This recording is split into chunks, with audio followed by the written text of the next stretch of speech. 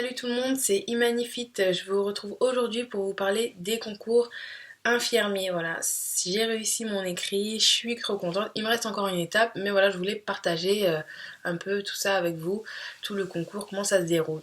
Première chose que je tenais à vous dire, c'est que c'est le concours pour rentrer en école de formation. C'est pas le concours du tout qui va vous dire que vous êtes diplômé, ça y est, vous êtes infirmière. Non, non, pas du tout. C'est le concours pour rentrer dans l'école et vous former. Donc, au niveau des inscriptions pour l'école, chaque école a sa date d'inscription. Donc, il faut regarder sur les sites, suivre sur les sites des écoles où vous les appelez. Sinon, vous avez le site infirmier.com, donc je vous mets tout dans la barre d'infos, qui répertorie les dates de concours en fonction des régions, des départements. C'est super bien classé, c'est pas mal.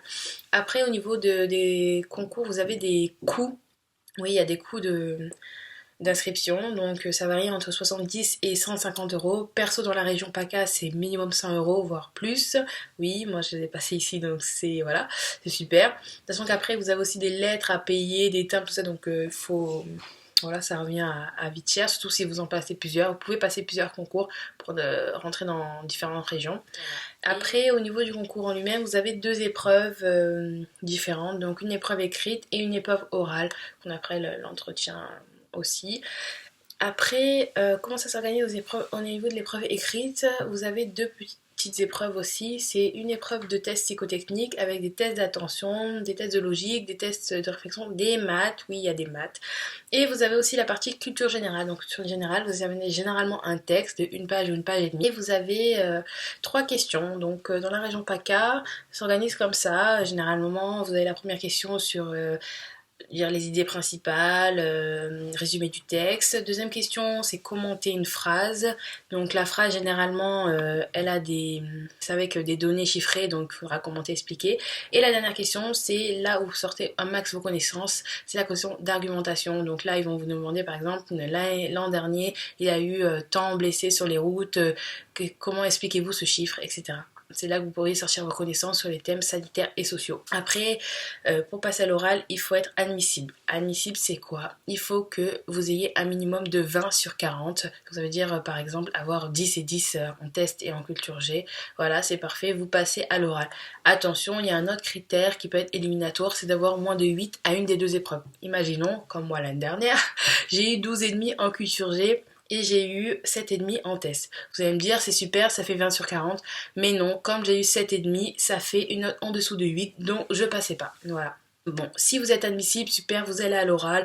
L'oral, c'est quoi? Comment ça se passe? C'est une épreuve, voilà, avec deux petites parties aussi. Une partie culture G, donc c'est bien ce que vous avez révisé pour l'écrit, ça vous sert encore. Et vous avez une partie avec vos motivations. Donc comment ça se passe? Vous arrivez, il vous donne un texte, une phrase, un thème, un mot, une photo. Et vous avez 10 minutes de préparation pour faire un plan vite fait. Enfin, faut pas se presser, faut pas se stresser. Faut pas tout écrire, pardon, sur la feuille, parce que sinon vous allez galérer. 10 minutes, c'est court, donc faites attention, il faut bien le gérer. De toute façon, on en reparlera. Et après, vous arrivez dans le jury, vous commencez à présenter votre texte, vous dites bonjour aussi, hein. Et après, ils vont vous poser des questions sur vos motivations. Donc, les questions types, c'est quoi? Pourquoi vous êtes ici? Logique. Pourquoi vous voulez faire infirmier? Pourquoi vous rentrez dans cette école? Comment vous allez gérer les 3 ans au niveau du financement? Comment se compose la formation? Donc, plein de questions comme ça pour voir si vous êtes vraiment motivé pour rentrer dans l'école. Donc, on en reparlera. Je vous donnerai mon impression, comment ça s'est passé, des petites astuces, comment je me suis entraînée, tout ça, tout ça. Là, je voulais parler au niveau de la préparation à l'écrit. Donc, au niveau de la préparation à l'écrit, comment j'ai fait, comment je me suis entraînée. Donc la première année que je l'ai passée, j'ai beaucoup révisé la culture G. Je m'entraînais beaucoup à faire des plans rapidement. Ça vous sert aussi pour l'oral. Là, je prenais une question ou un thème et bim, j'essayais de voir un maximum si je connaissais des choses sur le sujet. Si je connaissais pas, j'allais sur internet et je faisais une fiche, je révisais. Faites vos fiches sur les gros thèmes que vous trouvez dans les livres. Là, vous avez plein de thèmes, sida, cancer, comment ça s'appelle, bioéthique, vous avez plein de thèmes, donc faites vos fiches au début de vos révisions. Après, on fait plus de fiches, à part c'est des nouvelles notions. Ne faites plus de fiches après, elles sont juste à relire, voilà. Vous faites les fiches au début de l'année. Après, vous les relisez et vous essayez de vous faire des sujets et des concours blancs aussi pour gérer votre temps. Parce qu'il y en a par exemple qui écrivent tout sur le brouillon et qui arrivent, il est 1h30 et il faut tout recopier. Et là, c'est la grosse merde. Voilà, oui, c'est la merde, voilà, je le dis. Donc évitez de tout écrire sur le brouillon, enfin trouvez des astuces. Si vous êtes lent, dites-vous que le brouillon c'est mort. Donc il faut trouver des astuces, vous écrivez que les grosses lignes ou le plan et vous écrivez, vous rédigez directement. Faites des astuces, voilà, faites des concours de 2 heures chez vous, concours blanc, pour vous entraîner et essayer de gérer votre temps au max. Pour les tests psychotechniques, c'est la même chose, il faut essayer de gérer son temps. Vous avez généralement 120 questions en 2 heures, c'est impossible de tout faire, donc il faut s'entraîner un maximum. Tout ce qui est test de logique, test d'attention, tout ça, il faut en faire un max pour garder un rythme, avoir une certaine habitude, voilà, on en fait un max, on essaie de s'entraîner un max. Vous avez plein de sites avec des tests de personnalité, des tests d'entretien d'embauche, on en trouve sur internet. Vous avez aussi des livres spécifiques et aussi pour les maths, ce que je voulais dire pour les maths, entraînez-vous un max. Les maths, faut 20 sur 20. Voilà, c'est là où vous pouvez gagner des points parce que c'est sûr, vous allez tomber avec une question de vitesse, une question de probabilité, une question d'addition, une question de n'importe quoi. C'est sûr que les thèmes que vous allez voir dans vos livres, vous allez les retrouver dans le concours. Donc là, il faut vous entraîner un max. Vous pouvez pas vous louper sur ça. Comme voilà, les tests d'attention, c'est pas pareil.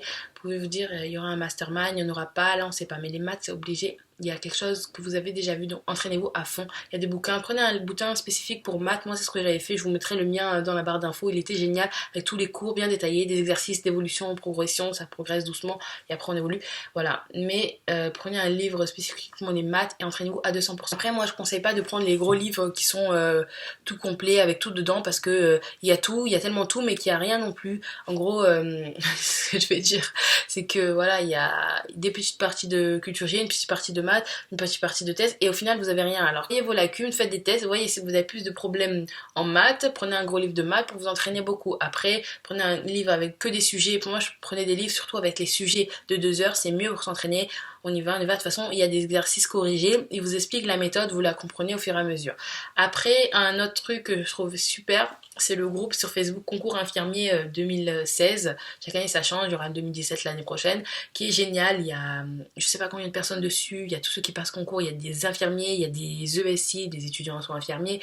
Donc c'est super, si vous avez par exemple un problème avec un exercice, vous le postez et on vous répond. Franchement c'est super rapide, vous avez plein d'explications et en plus sur la page Facebook vous avez déjà plein de données d'exercices, de cours que vous pouvez piocher là-bas, donc au moins ça vous évite peut-être d'acheter des livres, hein, parce que les livres c'est minimum, faut compter 20 euros, hein, je vous le dis, hein, minimum entre 15 et 20 euros minimum, donc c'est déjà beaucoup si vous voulez en acheter 2-3. Après un autre truc que je conseille, c'est d'acheter aussi les livres en ligne, les e-books, donc ça vous revient moins cher. Par exemple vous avez un livre qui est à 20 euros, un e-book il vous revient à 11 euros. Bon certes c'est 11 euros mais c'est déjà moins cher. Et par contre, le seul problème, c'est qu'il n'y a pas tous les livres qui sont au e-book. Après, il faut voir ce que vous voulez, hein. Donc voilà. Pour ma part, cette année, j'avais fait la prépa à l'IFSI de Cannes. Donc pourquoi j'avais choisi de faire la prépa et pas avant? Bon, déjà avant, je m'étais pas pris à temps au niveau d'inscription, voilà. Et cette année, je l'ai fait parce que je voulais voir un peu le fonctionnement de l'IFSI, voir comment ça se déroule, comment c'est les cours, comment l'établissement est composé, et aussi voir les formateurs, comment ils disposaient leurs cours, voilà, je trouvais ça important. Et aussi la possibilité d'avoir un stage, donc c'était super, on avait 3 jours de stage, j'ai adoré mon stage, donc parce que c'est difficile de trouver un stage si vous n'êtes pas étudiant, avec les problèmes de convention, tout ça, mis à part avec Pôle emploi, mais bon, moi je travaillais, donc Pôle emploi, voilà. Et donc voilà, le fait de pouvoir faire un stage, c'est bien. Donc si vous voulez faire une prépa, déjà sachez que ça a un certain coût, mais vous pouvez vous la faire financer. Pour ma part, elle était à 1000 et quelques euros, donc je me suis fait financer par la mission locale, où il y a Pôle emploi qui finance aussi. Mais après, il y a des prépas qui sont d'autant plus chères. Mais voilà, moi je vous conseille de prendre une prépa déjà qui vous propose un stage. Et aussi, je préfère celle des IFSI, c'est mieux parce que vous avez les formateurs qui sont eux-mêmes professionnels de santé, qui sont infirmiers, ils savent, donc c'est toujours mieux. Après, il y a d'autres prépas qui sont privées, qu'on a sur internet. Il faut faire attention, regarder les avis des gens, poser des questions. Par exemple, vous avez le CNED, c'est connu, donc ça va, mais il y a d'autres prépas qu'on ne connaît pas, donc faites attention, essayez d'avoir des échos d'un peu sur ces prépas. Et aussi, attention, les prépas en ligne, n'arrivent pas à se gérer, à travailler. Si vous préparez une prépa en ligne et qu'après vous suivez pas, vous travaillez pas, vous renvoyez pas les devoirs, ça va pas le faire. Enfin, c'est surtout pour vous, hein. Eux ils ont leurs sous, après ça ne dérange pas, mais c'est pour vous, hein. Essayez de prendre une prépa si vous avez besoin qu'on vous suive. Faites une prépa voilà, avec une classe où vous devez y aller, vous savez que vous devez travailler. Là, si vous faites chez vous et que ouais, vous ne faites pas les devoirs, c'est de l'argent perdu, on va dire. peut très bien se sortir sans prépa, il y en a qui le font, mais voilà, moi mes raisons c'était surtout le stage et voir l'établissement. Voilà, c'est tout ce que j'avais à dire pratiquement sur le concours et la préparation. Je vais vous mettre plein de liens pour vous entraîner en barre d'infos. De toute façon, je referai une vidéo après quand j'aurai mon résultat d'oral, je pense sur mon impression sur mon oral et aussi sur la rentrée, comment ça se passe, tout ça, qu'est-ce qu'ils demandent, les documents. Enfin bon, voilà, c'est tout pour moi. Je vous fais de gros bisous. Ciao ciao!